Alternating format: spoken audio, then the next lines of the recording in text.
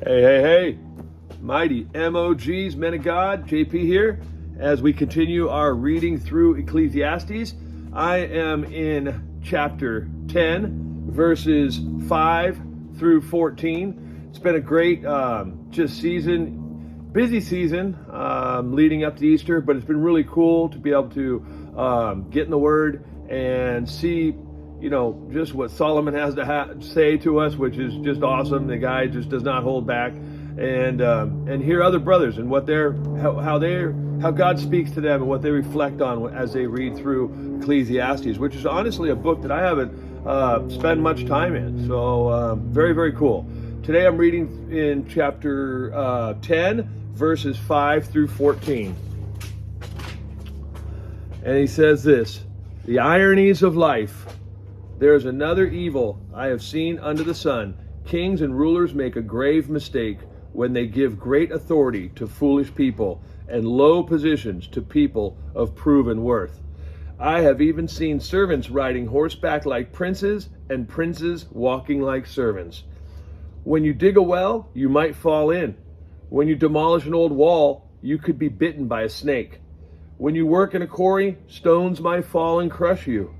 When you chop wood, there's danger with each stroke of your axe. Using a dull axe requires great strength, so sharpen the blade. That's the value of wisdom. It helps you succeed. If a snake bites before you charm it, what's the use of being a snake charmer? Wise words bring approval, but fools are destroyed by their own words. Fools base their thoughts on foolish assumptions, so their conclusions will be wicked madness. They chatter on and on. No one really knows what is going to happen. No one can predict the future." So guys, a lot of stuff in there, but I just hear a lot about fools and wisdom and people and simple everyday things that can turn bad really quickly.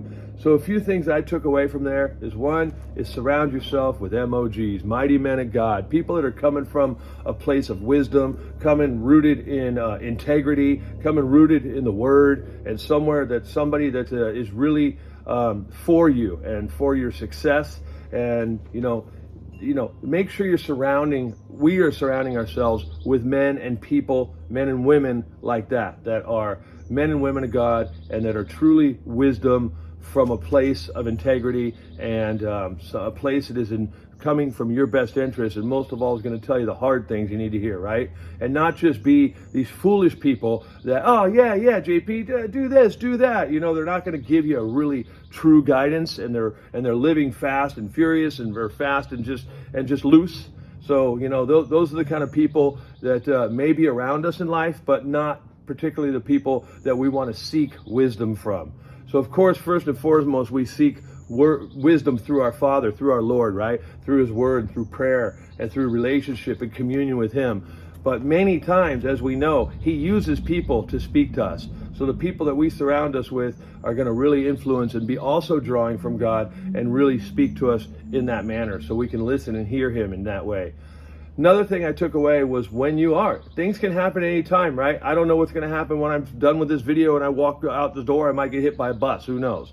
But at the same time, if I have a project to do, I'm going to plan. Before I take down the wall, I'm going to look at it. I'm going to analyze it. I'm not going to rush in. So I think a big thing that I took away is don't rush into things. When you have something in front of you and a challenge that might be presenting itself to you, take time to seek good wisdom from strong people around you, from the Lord, from the Word, pray on it, analyze the situation, and go in it as best we can, as smart as we can. Take precaution, be smart.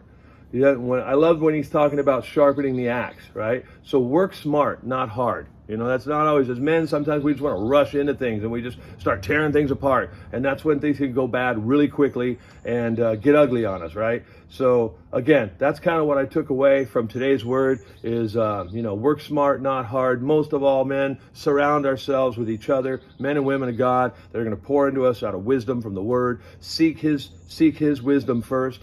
Ask Him for wisdom, let Him pour into you, then listen, right? That's just such a hard thing for men, especially like me. I don't listen to them. I'm always talking. So I got to stop, slow down, listen, seek wise counsel, go into projects very cautiously, and planning from a place of wisdom. Be smart, and that's really what God is telling me through these passages today. So I hope that makes sense, and I hope you guys are having a great day leading up to and through the cross and into eventually the empty tomb and the resurrected life. I love you guys. See you soon.